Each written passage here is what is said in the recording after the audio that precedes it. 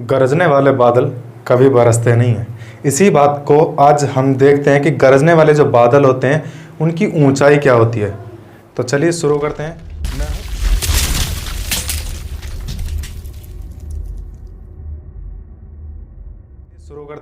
मैं हूं अंकित निर्वाण और आप सभी का हमारे YouTube चैनल IPAN साइंस में स्वागत करता हूं।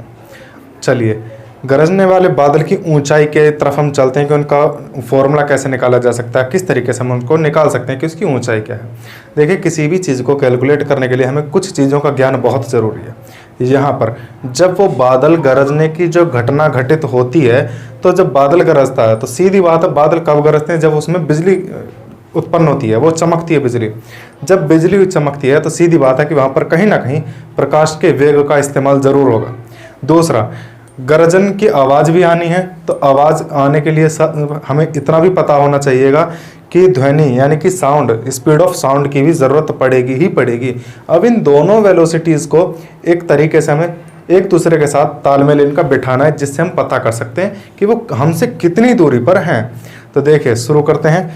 जैसे कि हमें, आपको भी पता है और हमें भी पता है कि स्पीड का सीधा सीधा फॉर्मूला होता है डिस्टेंस अपॉन टाइम।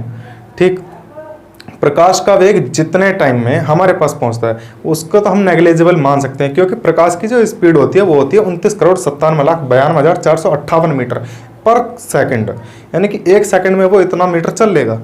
अब इसकी कंपैरिजन में हम बादलों की ऊंचाई को बहुत नेग्लिजिबल मान सकते हैं, क्योंकि बादलों की ऊंचाई ज़्यादा से ज़्यादा 2-2.5 किलोमीटर के आसपास ही बैठेगी हमसे। और ये जो मैंने अभी दूरी बताई है वो बहुत ज़्यादा दूरी, बहुत ही ज़्यादा दूरी, 3 लाख किलोमीटर की दूरी है वो, जो मैंने भी बताई थी प्रकाश के वेग की। यानी कि एक सेकंड में प्रकाश का वेग 3 लाख किलोमीटर दूर चल लेगा, तो इसको हम नेग्लिजिबल मान सकते हैं। लेकिन स्पीड ऑफ साउंड जो होती है, जो कि हमारी 332 मीटर पर सेकंड होती है 0 डिग्री सेल्सियस पर, इसको हम नेग्लिजिबल नहीं मान सकते। आपने कभी देखा भी होगा कि अगर कहीं दूर कोई किसी लोहे को पीट रहा हो हथौड़े से, तो अक्सर उसकी आवाज़ हमें बाद में दिखाई देती है, पहले वो हमें हथौड़ा पीटता वो दिख जाता है।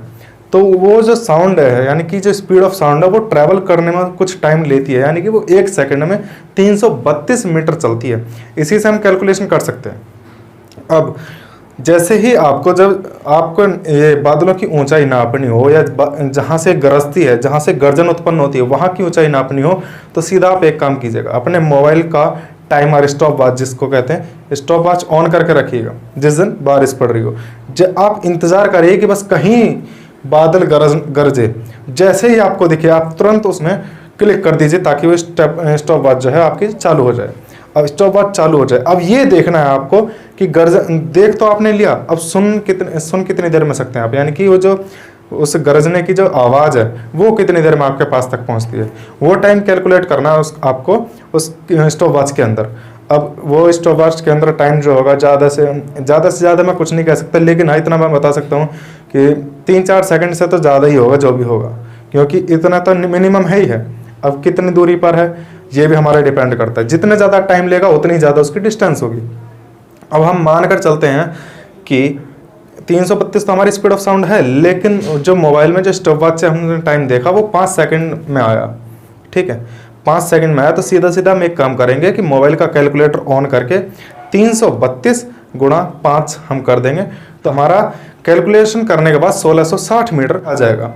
यानी कि जो हमारे यहाँ से ठीक बादल के उस पॉइंट तक जहाँ से वो आवाज़, यानी कि वो लाइट जनरेट हुई थी, वो बिजली कड़की थी, वहाँ तक की ऊंचाई 1660 मीटर हो गई अगर 5 सेकंड आता है। अब देखिए एक चीज़ और आपको मैं बता दूं, एग्जैक्ट 5 सेकंड नहीं हो सकता, यानी कि एग्जैक्ट इंटीजर तो हो ही नहीं सकता, कुछ थोड़ा बहुत ऊपर नीचे होगा ही होगा, क्योंकि आप जैसे ही बिजली गरजेगी आप देखेंगे तो आपको देखने में और आपको बटन दबाने में कुछ टाइम जरूर लगेगा, और वो रिएक्शन टाइम होता है 0.02 सेकंड का। नॉर्मली जो पीपल होते हैं, नॉर्मली जो लोग होते हैं, वो अपना टाइम, रिएक्शन टाइम इतना ही लेते हैं, 0.02 सेकंड का। ठीक, अब इतने टाइम आपको उसमें से माइनस करना पड़ेगा अगर एग्जैक्ट निकालना हो। दूसरा, अगर और भी ज़्यादा एग्जैक्ट निकालना हो तो बारिश के टाइम में देखिए 332 मीटर पर सेकंड जो मैंने स्पीड ऑफ साउंड बताया था वो होता है हमारा 0 डिग्री सेल्सियस पर, लेकिन बारिश वाले मौसम में 0 डिग्री सेल्सियस नहीं होता। तो ये उस टाइम की बात होती है, यानी कि बारिश वाले मौसम में जो हमारी स्पीड ऑफ साउंड होती है वो हमारी निकल कर आती है 341.2, यानी कि 341.2 मीटर पर सेकंड। अब जितने भी हमारी सेकंड आती हैं मोबाइल के स्टॉप वॉच में, हम उसको मल्टीप्लाई कर सकते हैं 3.1.2 में मल्टीप्लाई कर देंगे, जितना भी हमारा आएगा वो डिस्टेंस आएगी मीटर में। जैसे कि अभी मैंने बताया था कि 332 में 5 की मल्टीप्लाई कर देंगे 1660 आएगा, तो वो 1660 वो हमारे यहाँ से उस बादल तक की ऊंचाई जहाँ से वो गर्जन हुई थी उसकी, यानी कि हमने सीधा सीधा निकाल लिया कि लगभग 1.5 किलोमीटर से ज़्यादा ऊंचाई पर वो बादल है। ठीक है। अब इसी तरीके से अगर हम नदी की बात करें कि जैसे नदी हमारी बहुत दूर दूर चौड़ी होती हैं, अब हम उनका पता कैसे करेंगे कि वो कितनी उसकी चौड़ाई है। अब हम पता करने के लिए सीधा ऐसा तो हम बिल्कुल नहीं कर सकते कि नदी में तैर के गए और दूसरे एंड पर जाकर वहाँ पहुँचे और पता चला कि हम तैरना शुरू करा यहाँ से और पहुँचे कहीं कई किलोमीटर दूर आ गए या बीच में कहीं मगरमच्छ वगैरह खा गए, तो ऐसा हम बिल्कुल अपने रिस्क नहीं ले सकते। तो ऐसे काम में हम एक टेक्नोलॉजी जिसको हम बोलते हैं ट्रिग्नोमेट्री, जिसमें हमने अक्सर पढ़ा भी होगा हाइट एंड डिस्टेंस, ये सब चीज़ें हमारी काम में आती हैं।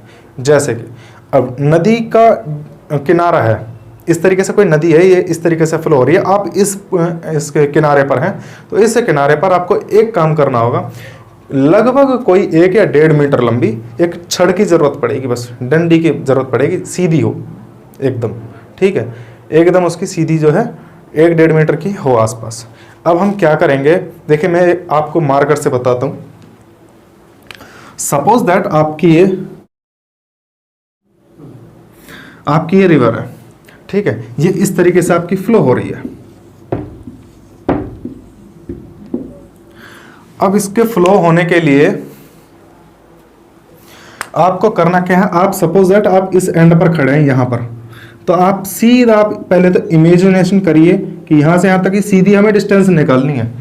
कभी भी जो डिस्टेंस निकालेंगे हम, उसकी जो चौड़ाई निकालेंगे वो एकदम सीधी हम निकालते हैं। ऐसा नहीं है कि चौड़ाई यहां से लेकर के यहां तक की निकालेंगे, कभी भी शॉर्टेस्ट डिस्टेंस को हम चौड़ाई मानते हैं उसकी। तो इसकी शॉर्टेस्ट डिस्टेंस जो होगी वो यहाँ से लेकर के यहाँ तक होगी और हमें यही चौड़ाई निकालनी है। तो इसके लिए हम क्या करेंगे, इससे कुछ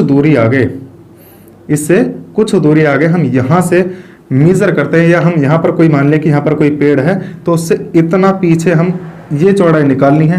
तो यहाँ से एक अपनी तरफ से एक इमेजिनेशन कर लेंगे।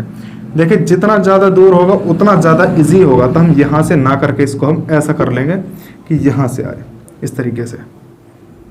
अब जो मैंने अभी बताया था आपको कि 1 या 1.5 मीटर की वो हमें लेनी है छड़, 1 या 1.5 मीटर की छड़ यहाँ से लेकर के ये यहाँ से इस पॉइंट से लेकर के इस पॉइंट तक का 1 मीटर का हमें फासला रखना है। 1 मीटर का फासला हमें रखना है यहाँ से लेकर के यहाँ तक। अब इस 1 मीटर के फासले पर हम एक सीधी लाइन खींच लेंगे और जिस पॉइंट पर यहाँ से ये लाइन टच कर जाएगी, इस पॉइंट से होते हुए ये लाइन जब इसको टच कर जाएगी, तब इसका और इसका रेशो ले लेंगे। तो इसको हम मेजर कर सकते हैं, इसको तो हम नाप सकते हैं क्योंकि हम नदी के इस तरफ हैं, तो इस तरफ तो हम कितना भी नाप सकते हैं, लेकिन इसके यहाँ नहीं जा सकते। तो यहाँ का रेशो निकाल लेंगे और यहाँ कर इसका हमें पता है, तो इसका भी निकल कर आ जाएगा। वो कैसे आएगा, देखिए हम मानकर चलते हैं, हमारे ट्रिग्नोमेट्री में थीटा हमने मानकर चला इसका एंगल कोई, तो इस एंगल के लिए ये तो हो गया हमारा परपेंडिकुलर, ये बेस, ये हाइपोटेन्यूस। इसी दूसरे ट्रायंगल के लिए ये अगर ये थीटा है तो ये भी थीटा ही होगा, जिसको हम हिंदी में बोलते हैं एकांतर कोण। जैसे कि हमारा किसी भी 2 पैरेलल लाइन को अगर कोई तिरछी लाइन यानी कि स्लैंट लाइन क्रॉस करती है, तो उसमें बनने वाले आमने सामने वाले एंगल सेम होते हैं। ठीक इसी तरीके से ये भी और ये भी दोनों एक दूसरे के पैरेलल हैं और इन दोनों को ये क्रॉस कर रही है, तो ये वाला एंगल और ये वाला एंगल दोनों सेम होंगे। ठीक है, अब इसको मैं रफ कर देता हूँ और अब बताता हूँ हाइट एंड डिस्टेंस वाले के अकॉर्डिंग कि हमें ये चाहिए और ये चाहिए, यानी कि परपेंडिकुलर चाहिए और बेस चाहिए। तो परपेंडिकुलर और बेस निकालने के लिए हमारा होता है tan theta perpendicular upon base, इसके लिए था। अब छोटे त्रिभुज के लिए tan थीटा इज इक्वल, मैं यहाँ इसको नाम दे देता हूँ A B C D और E। अब देखिए ट्रायंगल BAC में अगर हम देखें तो tan theta is equal to P upon B, और छोटे ट्रायंगल की बात अगर हम करें कि ट्रायंगल ये DEC, तो देखिए tan थीटा इज इक्वल, इसमें जो tan थीटा होगा TE अपॉन EC। देखिए ये भी tan थीटा, ये भी tan थीटा, जैसा कि मैंने अभी बताया था आपको कि दोनों एंगल सेम होंगे तो ये और ये दोनों सेम होंगे, यानी कि इसका रेशो इसके रेशो के इक्वल होगा। तो मैं लिख लेता हूं यहां से कि P की वैल्यू है AB upon AC is equal DE upon EC। हमें इस चीज को फाइंड आउट करना है, यानी कि यहां से यहां तक को फाइंड आउट करना है, तो हम इसको सेपरेट कर लेंगे कि AB इज इक्वल बाकी का AC cross DE upon EC। अब ये बाकी की सारी जो चीजें हैं वो नदी की इस तरफ हैं जिनको हम फाइंड आउट कर सकते हैं। देखिए A और C मेजर कर सकते हैं हम, उसी 1 मीटर वाली छड़ से मेजर कर सकते हैं कि वो कितना है यहाँ से लेकर यहाँ तक का। इसको मैंने 1 मीटर बताया ही है, और इसको भी हम मेजर कर सकते हैं DE उसी मीटर स्केल से। तो जो भी हम इनको मेजर करेंगे और उनको इस फॉर्मूले में रखेंगे तो जो भी निकल कर आएगा वो हमारा इसकी रिवर की ब्रेड्थ आ जाएगी, यानी कि चौड़ाई निकल कर आ जाएगी इससे। ठीक इसी तरीके से अगर आपके मन में और कोई डाउट हो तो प्लीज़ मुझे बताइएगा, कमेंट करके बताइएगा। कमेंट सेक्शन हमेशा देखिए, जब तक आप मुझे कमेंट करके नहीं बताएंगे तो मैं आपको अपना बेटर से बेटर परफॉर्मेंस बिल्कुल नहीं दे पाऊंगा। मुझे पता नहीं चलेगा कि मैं क्या आपको समझा पा रहा हूँ, आप समझ भी पा रहे हैं या नहीं समझ पा रहे। तो कोशिश कीजिएगा कमेंट सेक्शन में जा करके कमेंट करके मुझे सजेशन दीजिए, मुझे बताइए, और ज़्यादा से ज़्यादा सब्सक्राइब करने के लिए बोलिए। देखिए जल्द ही मैं क्लास 11th और 12th के लिए कोशिश करूंगा कि उनके लिए पूरा का पूरा कोर्स मैं यहाँ पर YouTube पर ही उनको पढ़ाने की कोशिश करूंगा पूरी, लेकिन तब करूंगा जब आप मुझे ज़्यादा से ज़्यादा सपोर्ट करेंगे, सब्सक्राइब करेंगे और शेयर करेंगे। जय हिंद, जय भारत।